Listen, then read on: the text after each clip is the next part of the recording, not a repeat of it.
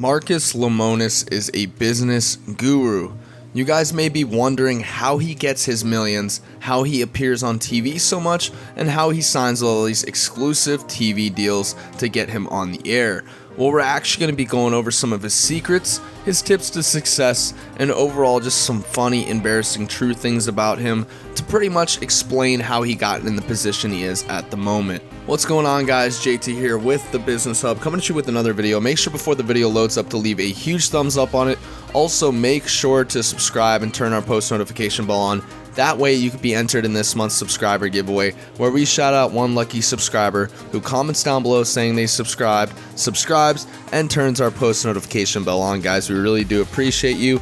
We hope you guys also had a awesome 4th of July. Now, guys, let's get into today's video, the 10 secrets you did not know about Marcus Lemonis. Our first secret is narcissism is bad for business. A small business owner's narcissism was at the heart of an episode of The Prophet that aired in July of 2018.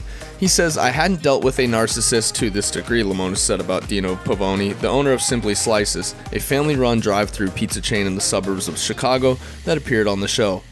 "If he doesn't learn to trust other people, particularly in his family, his business will not be the same forever," he says. In the episode, Pavoni sought out Lemonis' help with growing his business, but Pavoni's attitude is what really steered him away from the competition and turned Lemonis off at the end. Pavoni may be his worst enemy. He's controlling and aggravating, he says. He's very disrespectful, and that is actually the recipe for a lot of people to cause failure in their business. Also, when you're the boss, according to Lemonis, that's a recipe for disaster if you're always negative and not willing to learn and listen to constructive criticism. In the end, the entrepreneur's controlling attitude and inability to take feedback left Lemonis unconvinced that Simply Slices could grow into a nationwide chain. If Dino can't even take feedback or have a discussion with his son or an employee, how's he going to take feedback from a franchisee that's 4 states away? He really does make some good points here. You have to be willing to take constructive criticism and not be a narcissist all the time. You have to be willing to open up and learn and listen to other people. That's how brands like Nike, Microsoft, Dell, all that stuff got there.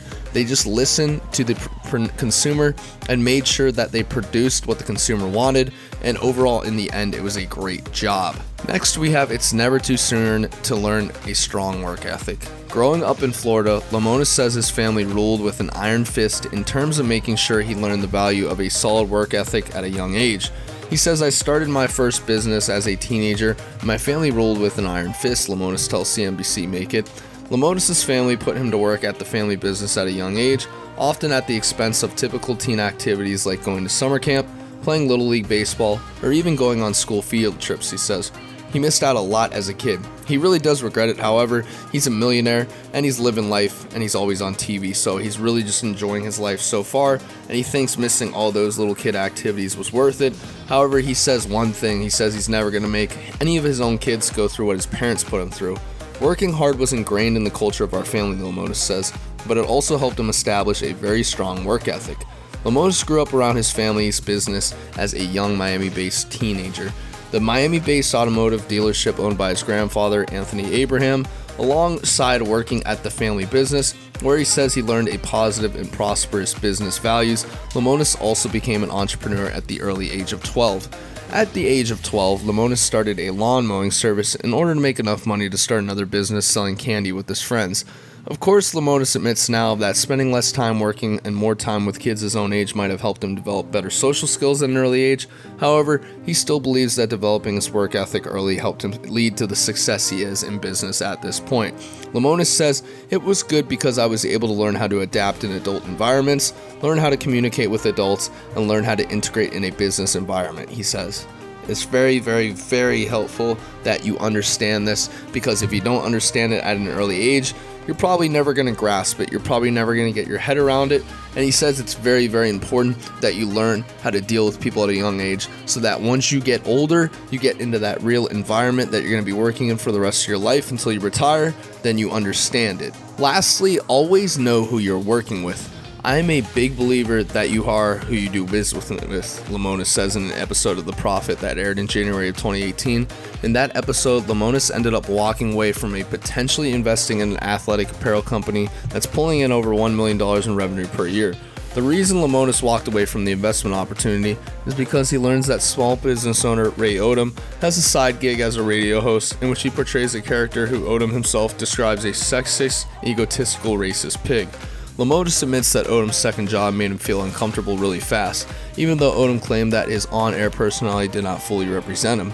The fact that you think I would do business with you because you do that, whether it's your personality or not, I just can't, Lemonis told Odom. Ultimately, Lemonis did not want someone controversial for a business partner. I can get over business problems, fix the process, make it safe, put the air conditioner in, figure out how to pay taxes, create a better work environment, sell more, diversify the product. He can fix those. However, he says he can't fix being a racist and sexist, but here's the good news. I won't have to fix it because I'm not going to be here. It's ultimately what you say, what your parents have always told you. You are the company you keep around you. You got to make sure that who you're hanging around with represents you to a T. If you're a nice person, you're not racist, you treat everyone with the same amount of respect, and you have a friend you're always hanging out around, and maybe you guys get along, but around other people, they're very mean, racist, they don't treat people the same, and they treat you differently, more importantly, around other people, you're not going to want to end up hanging around them. You want to hang around someone who emulates your character.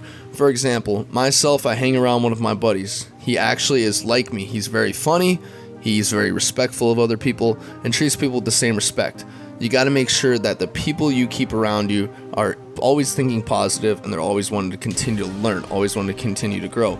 Because if you have one person out of 10 who's very, very negative, they don't like listening to constructive criticism, they think they know it all, it's going to affect the whole team. And ultimately, you want everyone to be on the same page.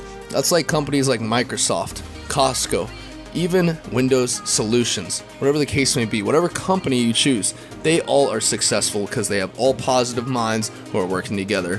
For example, take this. Have you ever guys been to In-N-Out? It's on the West Coast. I live on the East Coast. I've been there a couple times. However, you always go there. Same thing with Chick-fil-A.